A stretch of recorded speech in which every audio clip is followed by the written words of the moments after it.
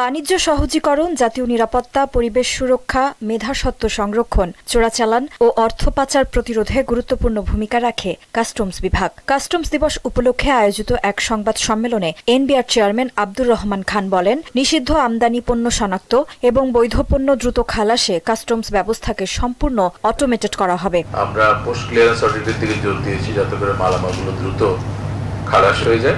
আন্তর্জাতিক বাজারের সঙ্গে পণ্যমূল্য নির্ধারণ করে আন্ডার ইনভয়েসিং রোধ করার চেষ্টা চলছে বলে জানান এনবিআর চেয়ারম্যান। পাশাপাশি বন্দরে জাহাজের জট কমাতে পণ্য বোঝাইয়ের সঙ্গে সঙ্গেই ডিক্লারেশন দেওয়ার ব্যবস্থা চালু করা হবে।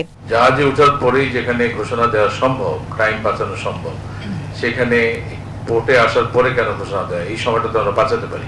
বন্দরের যে অটো সিস্টেম আছে তার সাথে আমাদের এসআইগুলোর ইন্টিগ্রেশন আমরা করার চেষ্টা করছি। এগুলো যদি আমরা ঠিকমতো করতে পারি তাহলে স্বাভাবিকভাবেই মালামাল খালাসে আরো বড় আকারে গতি পাবে। এছাড়া বাংলাদেশ ব্যাংকের সঙ্গে সমন্বয় করে কমার্শিয়াল ইনভয়েস নিয়েও কাজ করছে এনবিআর।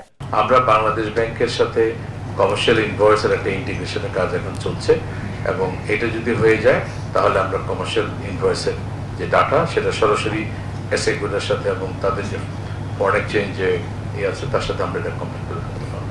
দেশের অর্থনৈতিক সুরক্ষায় মানি লন্ডারিং সহ সব ধরনের অবৈধ কর্মকাণ্ড প্রতিরোধে কাস্টমস কাজ করছে বলেও জানান এনবিআর চেয়ারম্যান। কাস্টমস অ্যাডমিনিস্ট্রেশনটা বেসিক্যালি দেশের সুরক্ষা এবং যেটা বললাম আমাদের মানি লন্ডারিং থেকে শুরু করে অন্যান্য যে কাজগুলো আছে সেগুলোকে ঠেকিয়ে দেওয়া।